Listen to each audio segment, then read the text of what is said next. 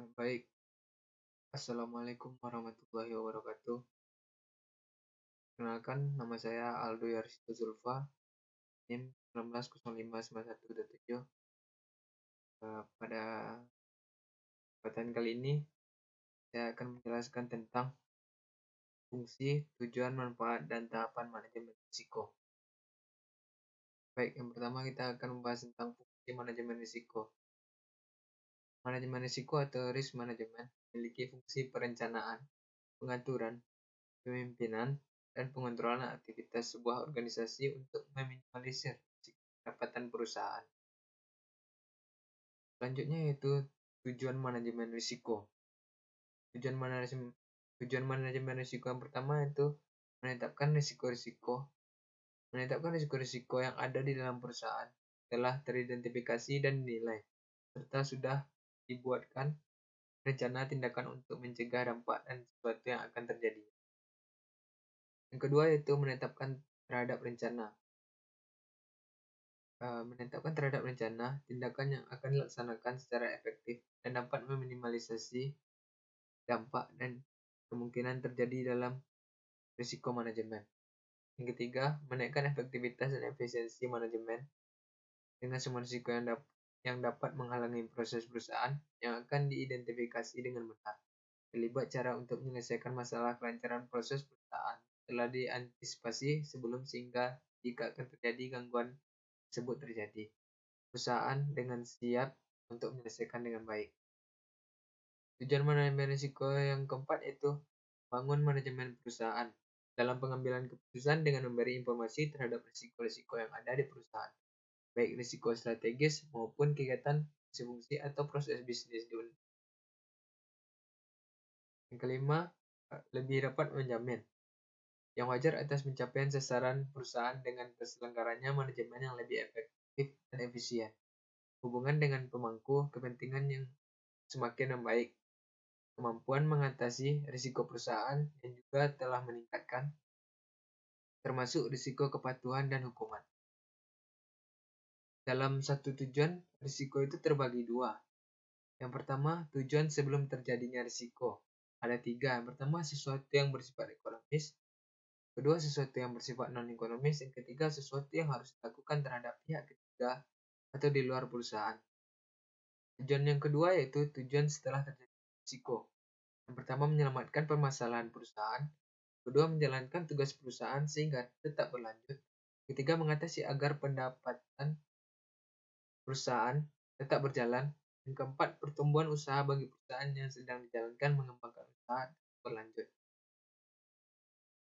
Yang kelima, tanggung jawab internal di perusahaan.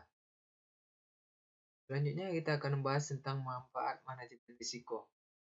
Manfaat manajemen risiko bagi perusahaan yang pertama yaitu manajemen risiko bisa mencegah kegagalan sehingga peningkatan laba bisa dilakukan atau setidaknya kerugian perusahaan tidak terlalu besar.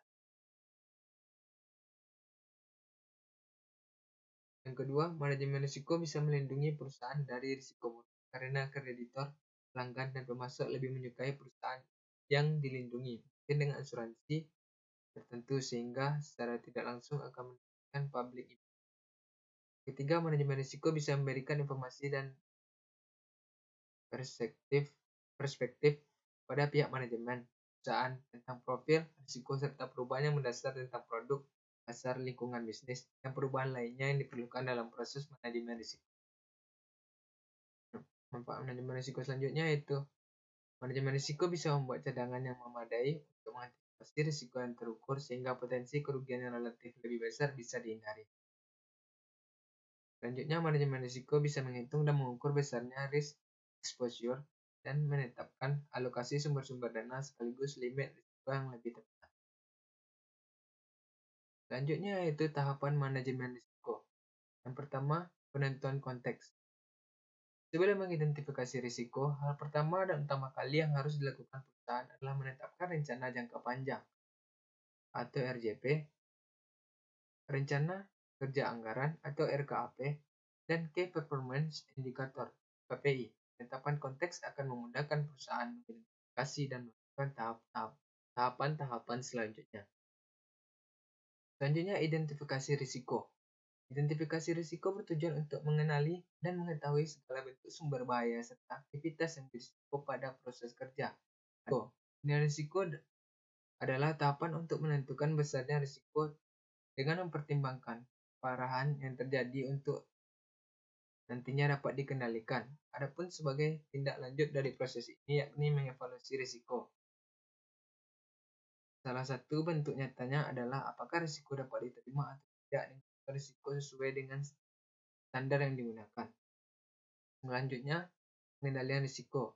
Tahapan ini sebagai penentu keseluruhan manajemen risiko di mana upaya-upaya dapat dilakukan untuk mengantisipasi terjadinya risiko. Selanjutnya itu pemantauan dan tinjauan ulang. Tahapan ini tujuan untuk mengetahui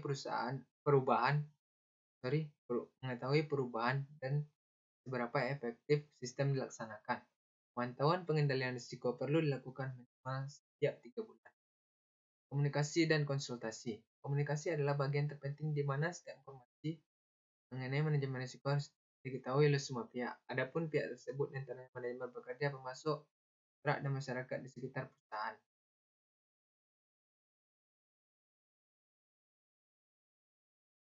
Adapun tujuan dari komunikasi agar semua pihak dapat berhati-hati dan mengutamakan kesuksesan bekerja.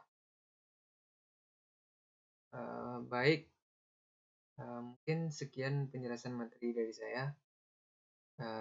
Salah dan janggal saya banyak maaf. Assalamualaikum warahmatullahi wabarakatuh.